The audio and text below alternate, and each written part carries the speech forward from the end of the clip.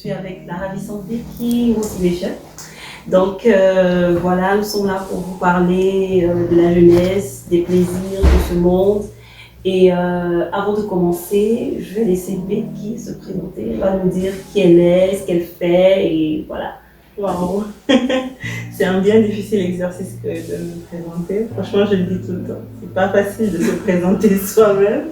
Alors, je m'appelle Rebecca, je suis sénégalaise, chrétienne et je suis étudiante en médecine. Je suis chante. À l'église, je sers à l'accueil aussi. Je suis auteure du blog Vase d'Albâtre. D'accord. Alors, avant de continuer, voilà, je voudrais qu'on revienne sur ce qu'elle a dit. Elle a dit qu'elle chante, elle est au niveau de l'accueil, etc. Elle a vraiment beaucoup de choses, voilà, de casquettes, voilà. Et donc, du coup, moi, je voudrais qu'on revienne sur le fait qu'elle a dit qu'elle est la fondatrice, la rédactrice en chef, je parle comme ça, du blog Vase d'Albâtre. Et qu'est-ce que c'est Vase d'Albâtre? Pourquoi Vase d'Albâtre? Voilà. Alors, Vase d'Albâtre, c'est un blog, parce que je me suis lancée dans le blogging très récemment. Et pourquoi Vase d'Albâtre? Parce que je vois nos vies un peu comme des vases devant le Seigneur. Et je considère que nos vies doivent être des parfums qui sont agréables devant le Seigneur. Et les vases d'Albâtre contenaient à l'époque des parfums de bon prix. Et donc c'est un peu comme ça que je nous vois, comme des contenants. Et nos vies doivent être des parfums agréables devant le Seigneur. Voilà pourquoi le Waouh, elle a une bonne image de nous. Et on contient les parfums. C'est merveilleux.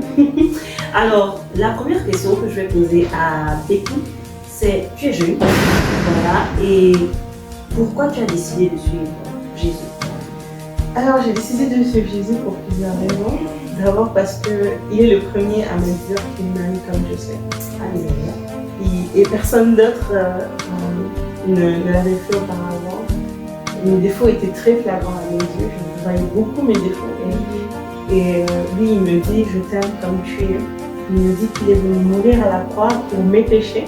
Parce qu'avant, quand on commettait un péché, pour obtenir le pardon de Dieu, il fallait tuer un animal, faire un sacrifice. Mais là, pour la première fois, quelqu'un me dit, je suis mort à la croix. Et ce sang qui a coulé sur la croix, c'est justement pour que tu n'aies plus à faire des sacrifices maintenant et pour le reste de ta vie. Et pour moi, c'est merveilleux. Il m'assure qu'il sait où il va.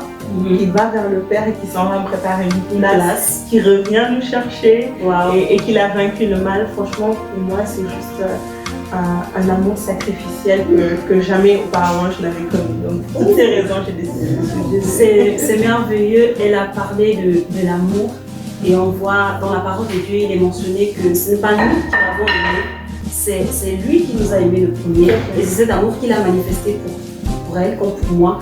Voilà, parce que nous avons fait le choix de le suivre, de l'accepter comme notre Seigneur et Sauveur personnel.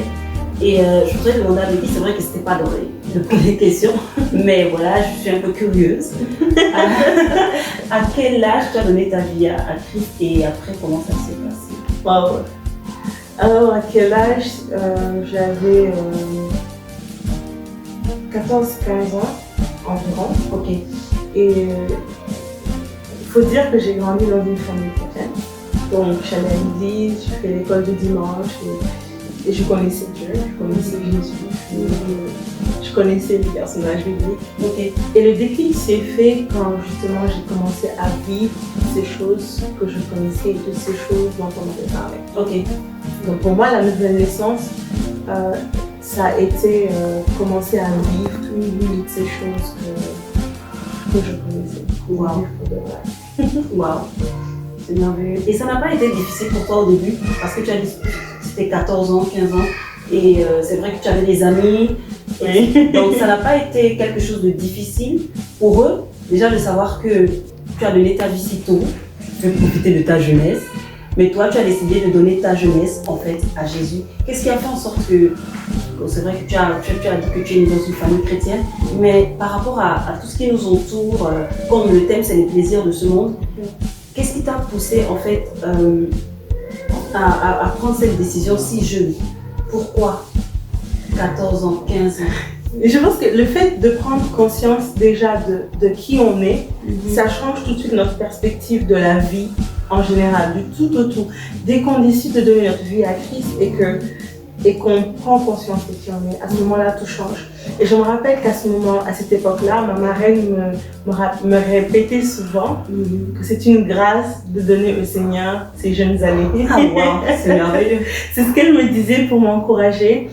Et je n'avais pas peur d'être différente. Je n'avais pas peur d'être différente.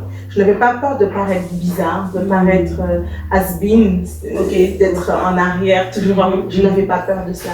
Parce que je savais qui j'étais et j'ai eu la grâce, parce que pour moi c'était réellement une grâce, que d'avoir une relation fusionnelle avec ma mère et pouvoir lui partager ce que je vivais, mes défis.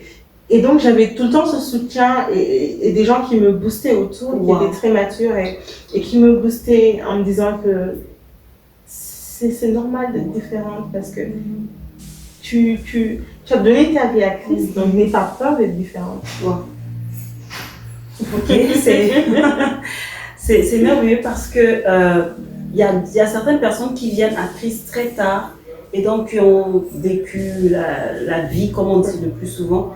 Et la deuxième question que je veux te poser à Becky, c'est dis-moi ce que tu penses des plaisirs de ce monde, parce que on entend plaisir de ce monde, plaisir du monde et voilà. Mais toi, qu'est-ce que tu entends par là, plaisir de ce monde? C'est vrai que ça peut paraître vaste, mais en même temps, on est exposé à tellement de choses en ce moment, surtout notre génération-là, on est exposé à beaucoup de distractions, je vous appelle des distractions. Oui. Et j'aimerais bien qu'on lise Vas-y. 1 Jean 5, 19. Ok, je vais lire ça pour toi. 1 Jean 5, 19. Nous le savons, nous appartenons à Dieu, mais le monde entier est sous le pouvoir du mauvais. Bon, ça c'est la version parole de vie. On a décidé de donner cette version parce que c'est beaucoup plus simple, mais juste après on va donner une version. Tout à fait. La version parole de vie est plutôt très explicite. Je vais lire un autre verset qui est dans 1 Pierre 5, verset 8, qui dit « Soyez sobres, restez éveillés, votre ennemi, l'esprit du mal, est comme le lion qui rugit. Il va partout et cherche quelqu'un à dévorer. » Pour moi, c'est clair en fait. La Bible nous avertit. L'ennemi est là et il cherche quelqu'un à dévorer. On nous dit qu'il rôde. On ne nous dit pas qu'il passe sa route, il regarde. Non, il rôde, c'est-à-dire qu'il revient, il vient, il revient. Et donc ce monde, il nous proposera plein de distractions. D'autant plus que c'est lui qui est le prince de ce monde. Il est là, il est présent, il nous présente tout plein de distractions autour de nous. Et donc c'est à nous de rester vigilants. Et comme je disais tout à l'heure, de prendre conscience de notre identité, de prendre conscience de notre autorité en Jésus-Christ. J'aimerais aussi qu'on lise Luc 16, verset 13. Ok. Luc 16. Toujours dans Parole de vie. Luc 16, verset 13, c'est ça? Ok, d'accord. Alors, aucun serviteur ne peut servir deux maîtres. En effet, ou bien il détestera l'un et il aimera l'autre, ou bien il sera fidèle à l'un et il méprisera l'autre. Vous ne pouvez pas servir à la fois Dieu et l'argent. Amen. C'est tellement explicite. Vous voyez que la Bible nous parle, elle nous parle tellement clairement que des fois, c'est nous qui n'avons pas envie d'entendre. C'est genre, alors on entend la vérité, c'est ça. Tout à fait. À plusieurs reprises, la Bible nous redresse, elle nous corrige. Mais des fois, c'est nous qui n'avons pas envie d'entendre. Et on fait un peu la sourde oreille, on fait un peu l'autruche. Mais l'ennemi n'arrêtera pas de nous proposer des choses. Alors que le Seigneur nous dit clairement, soit tu es chaud, soit tu es froid. Si tu es tiède, je te vomis. Tu ne peux pas faire un pied dedans, un pied dehors. Quand tu connais ton identité en Christ, tu sais que tu es consacré. Tu sais que tu es appelé à vivre une vie de consécration. Alors, tous ces plaisirs du monde que l'ennemi peut te proposer, parce qu'il est là pour justement t'arracher, il est là pour te dévorer, tous ces plaisirs, tu les vois comme des distractions.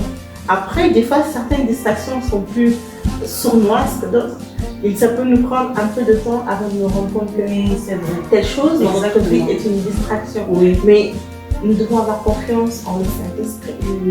Christ est parti, il nous a dit, je ne vous laisserai pas seul, je ne vous laisserai pas orphelin, je vous laisse avec mon esprit. Alors le Saint-Esprit en nous, il nous guide, il nous donne la direction à suivre. Et des fois, au fond de nous, nous savons que nous savons que nous savons. C'est vrai. Oui, c'est vrai. C'est vrai que parfois on n'a pas. Tu as parlé de la distraction sournoise, des distractions sournoises. Parfois on se dit. Tu sais, parfois même le travail peut être une distraction pour toi parce que la distraction vient carrément t'éloigner de Dieu en fait, ça vient carrément te séparer de Dieu. Et donc parfois c'est très important, comme elle a parlé du Saint-Esprit, de pouvoir laisser le Saint-Esprit nous sonder, nous examiner et savoir quelle est la distraction autour de nous qui est un obstacle à ce que nous puissions être en communion parfaite avec Dieu. Je vais dire ça comme ça. Et même dans la parole, toujours, le Seigneur nous dit que quoi que vous fassiez, faites-le pour la gloire du Seigneur. Et ça, c'est aussi quelque chose que mon père m'a répété souvent quand j'étais adolescente. Il me dit, tu veux aller dans tel endroit, soit. Tu veux faire telle chose, soit. Mais toujours, pose-toi la question, en étant là-bas et en allant dans tel endroit, est-ce que tu glorifies le Seigneur quand tu y vas? Tu y fais quoi? Est-ce que ta présence dans tel lieu glorifie le Seigneur? Et là, tout de suite, dans ma tête, ça ramenait les priorités à l'ordre. Tu te dis, ok, j'y vais. Enfin, ça demande beaucoup d'humilité devant le Seigneur. Il faudrait que toi-même tu reconnaisses que, ok, je veux faire telle chose ou je veux aller dans tel endroit, mais mes motivations sont celles-là. Et si tu n'as pas cette honnêteté et cette humilité devant le Seigneur, d'accepter et de reconnaître que si j'y vais, c'est pas pour te glorifier, Seigneur. Donc j'accepte que je suis pas en adéquation avec ta parole. Si tu n'as pas cette humilité, tu te trouveras des excuses en fait pour valider ce que tu fais devant Dieu. Wow. Ok, c'est super. C'est super. Alors moi, je vais te poser une troisième question. Voilà, c'est pourquoi d'après toi, les jeunes s'adonnent à ces plaisirs que le diable propose, distraction, parce que elle a employé le terme distraction. Et effectivement, ce sont des distractions.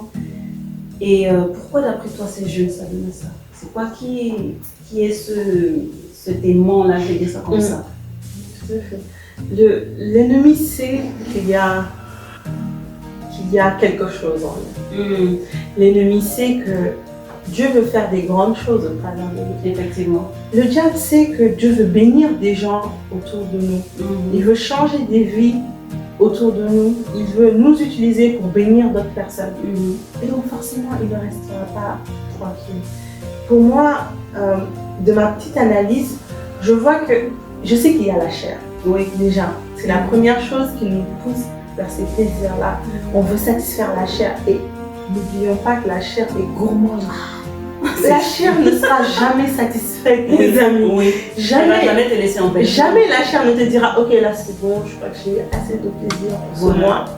On attend dans 2 mois. Et puis à ce moment. Non, c'est pas vrai. La chair t'en demandera toujours plus. Tu veux une chose, d'accord, tu l'auras. Tu veux faire une chose, d'accord, tu la feras.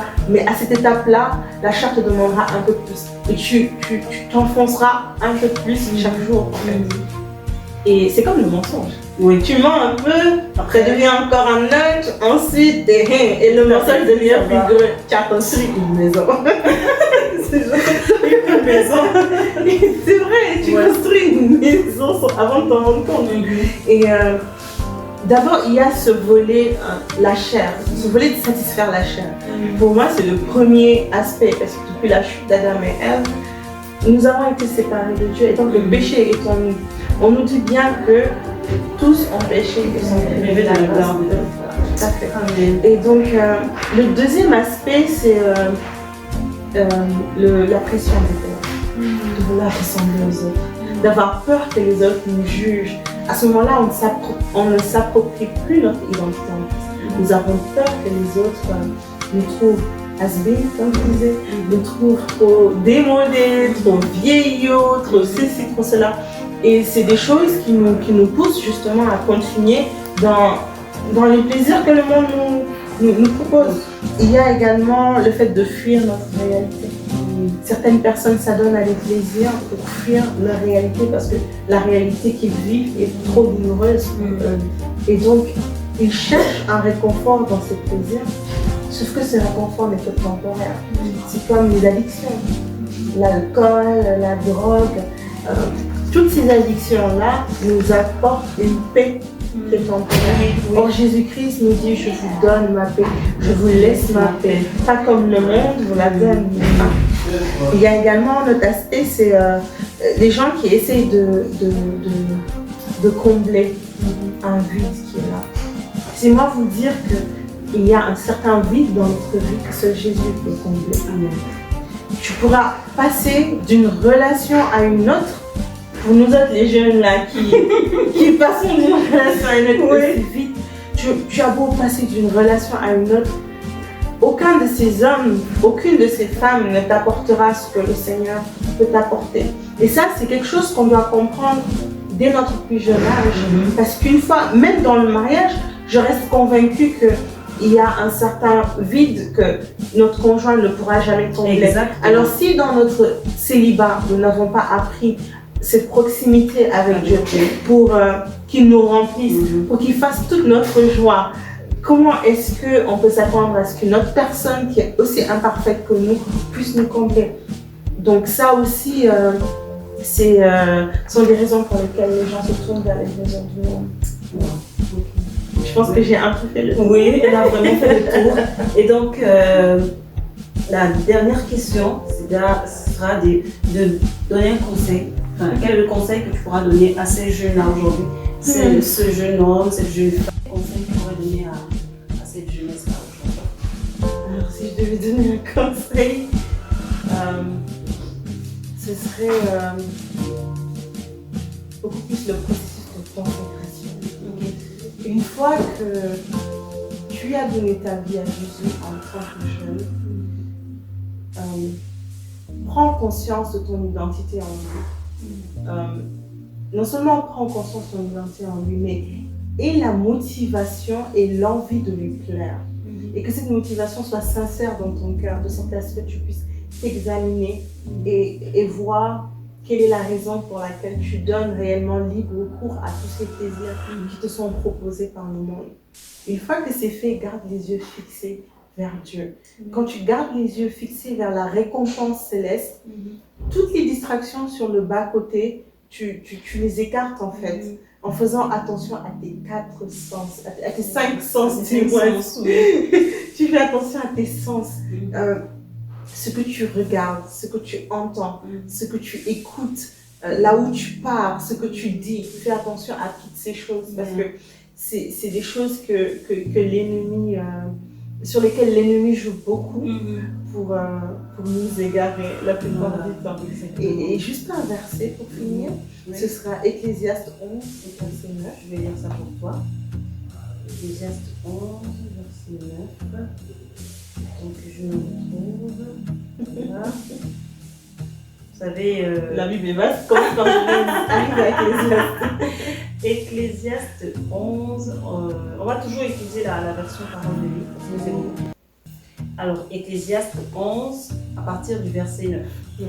Toi qui es jeune, profite de ta jeunesse, sois heureux pendant ce temps-là. Fais tout ce que tu désires, tout ce qui te plaît, mais moi j'aime bien cette partie, tu sais. Moi j'aime bien.